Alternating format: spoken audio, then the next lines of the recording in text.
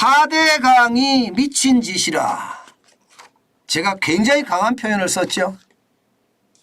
제가 강한 표현을 안 쓸래야 안 쓸 수가 없습니다. 아니 4대강은요. 이명박 정부에서 시작된 거고요. 박근혜 정부도 지났고요. 문재인 정부까지 왔습니다. 그러면 이 4대강을 어떻게 하면 이 국가의 어떤 자산으로 만들 것인가, 이런 고민을 원래 해야 되는 것 아닌가요? 저는 그렇게 생각하거든요. 국가 지도자라면 여당이 했든 야당이 했든 아니면 집권당이 했든 아니면 누가 했든 간에 그것을 바로 세워서 국가 자산, 나라 자산으로 만드는 게 저는 당연하다고 생각해요. 이미 벌어진 일을 다시 되돌리고, 또 권력이 바뀌면 그걸 또 다시 되돌리고, 또 권력이 바뀌면 그걸 다시 되돌리고, 그러면 여러분이 내는 혈세만 날아갑니다. 여러분 이거 한번 보실래요? 문재인 정부가 4대강으로 날린 세금입니다. 진짜 많습니다. 3,587억 원이나 됩니다. 아니 저거 1000분의 1만 저한테 주더라도요, 저는 고맙단 말은 할 것 같아요. 1000분의 1만 주더라도. 이렇게 말입니다. 맹목적으로 3,587억 원이 날아갔다는 뜻입니다. 한번 보실래요? 어떻게 날아갔는지.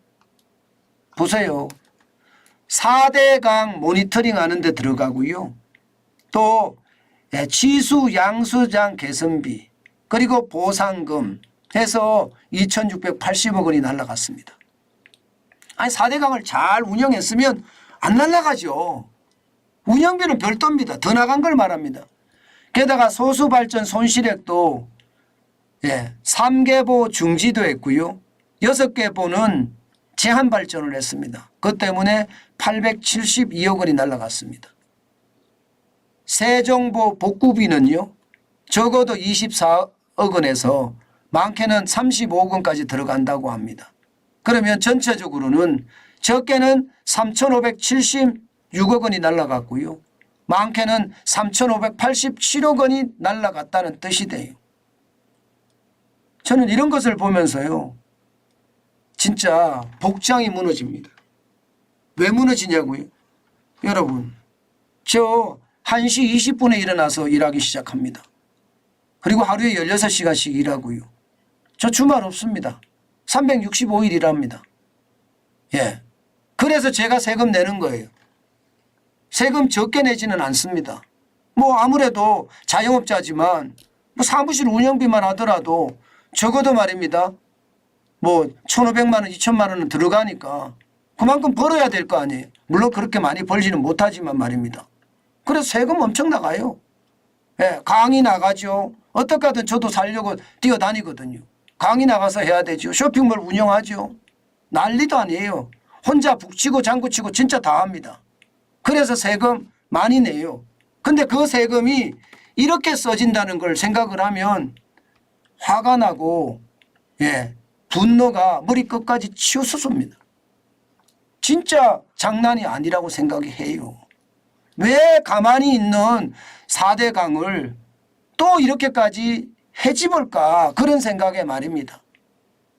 지금 윤석열 정부는 지금 결국 말입니다. 해집은 거 있잖아요. 해집은 거 다 원상복구 한다는 거예요. 원상복구. 세정보 완전 해체 취소한다. 건강유익에 말입니다. 공주보 부분 해체 취소한다. 백제보 상시 개방 취소한다. 영산강에서는요, 성층보 상시 개방 취소한다. 축산보 완전 해체 취소한다. 다 취소해버렸습니다. 다 취소해버렸어요. 그럼 취소하면 또 이거 복구하는데 또 비용 들어가겠죠. 복구하는데. 그러면 여러분 생각을 해보세요. 문재인 정부 때 3,500억 가량이 들어갔는데 또 이거 복구하면서 또 얼마나 더 가겠습니까? 또 얼마나 더 가겠어요? 왜 이렇게 말입니다. 한 나라를 경영하면서 감정적으로 경영하는지 모르겠어요. 감정적으로. 여러분 당장 말입니다. 이 사진 한 장 보자고요. 이 사진 한 장 보면 아니 그냥 쉽게 이게 4대강의 보가 주변에 도움이 된다는 게 여기서 그냥 눈에 띄입니다. 바로. 보세요 여러분. 이게 영산강 승천보거든요. 저기 들판을 보면 비닐하우스가 굉장히 많죠. 비닐하우스가.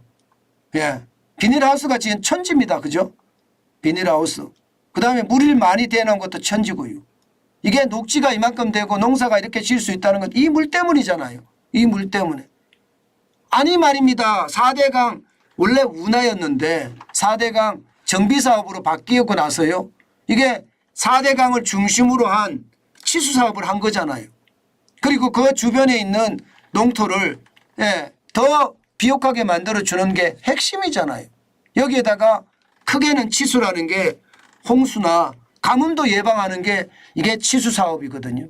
이런 치수사업을 가지고 권력마다 감정적으로 대응하는 것을 보니 참 미친 짓이다. 저는 그런 생각을 안 할 수가 없습니다. 실사구시라는 건 어디 가고 말입니다. 정치 명분 때문에 싸우는 듯한 느낌이에요. 노무현 대통령이 자살을 했다고? 그래? 그러면 나는 보복하겠어. 이런 분위기가 여실하게 느껴지는 그런 모습이거든요. 왜 우리는 이렇게 해야 되는지 안타깝게 거지없습니다. 이게 국민이 진짜 제가 이런 말씀 진짜 죄송한데요. 정신 바짝 차려야 됩니다. 그렇지 않고는요. 앞으로 이런 일들이 저는 부지기수로 벌어질 수밖에 없다고 생각해요. 부지기수로. 이렇게 계속해서 벌어지면 여러분 생각을 해보세요. 계속해서 이렇게 벌어지면 혈세만 낭비되고 결국 고난을 겪는 것은 여러분과 저입니다. 국민입니다. 이게 잘못된 정책도요. 바르게 만드는 것이 국가의 일이에요. 그렇다고 있는 자산을 다 깨부셔가면서 말입니다. 그렇게까지 할 필요가 있을까요? 저는 그게 안타깝다 생각이 들어요. 제발 이런 걸 막으려면요. 이제는 국민이 똑똑해지는 수밖에 없습니다. 그것이 제가 봐서는 지금 막을 수 있는 유일한 저는 길이라고 생각해요. 유일한 길이라고. 아마 계속 놔두게 되면 말입니다. 저는 계속 충격이 될 수밖에 없다고 생각합니다. 도대체 우리는 언제까지 이렇게 싸워야 되는지 진짜 모르겠다 이런 생각이 들지요. 아마 여러분들도 그렇게 생각이 들 겁니다. 저는 이런 상황이 계속해서 간다는 것은 우리나라의 불행이에요. 우리나라의 불행.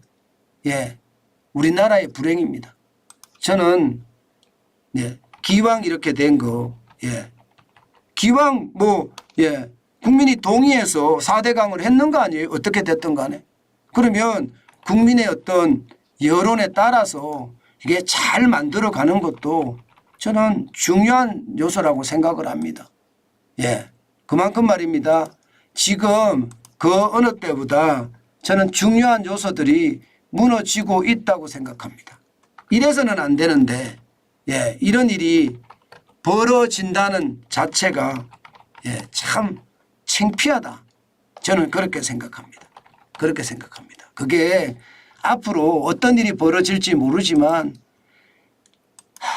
참 한심한 그런 선택이 우리 국민에게는 세금을 더 많이 걷게 하는 그런 최악의 상황이 되지 않을까. 저는 그런 생각도 해봅니다.